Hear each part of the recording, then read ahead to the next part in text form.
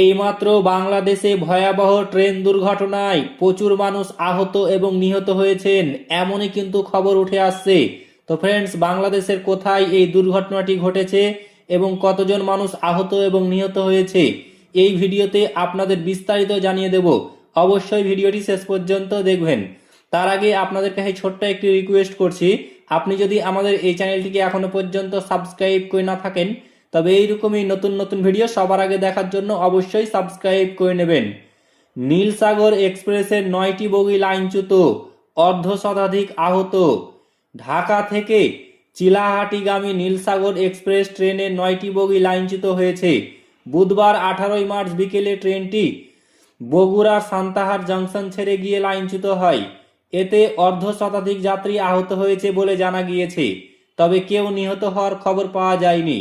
এই ঘটনায় সান্তাহার থেকে চিলাহাটি, পঞ্চগড় ও সৈয়দপুরের সকল ট্রেনের ঢাকার সঙ্গে যোগাযোগ বন্ধ হয়ে যায়। ট্রেনের ছাদে থাকা লোকজন পড়ে গিয়ে হতাহত হয়েছে বলে আশঙ্কা করা হচ্ছে। ট্রেনটিতে হাজারো যাত্রী ছিলেন। সান্তাহার রেলওয়ে থানা পুলিশের উপপরিদর্শক মাহফুজুর রহমান বলেন, নীলসাগর এক্সপ্রেস ট্রেনটি ঢাকা থেকে ছেড়ে এসে বেলা 2টোর দিকে সান্তাহার স্টেশনে বিরতি করে। সান্তাহার স্টেশন থেকে ছেড়ে যাওয়ার কিছু সময় পরে ট্রেনটি লাইনচ্যুত হয়।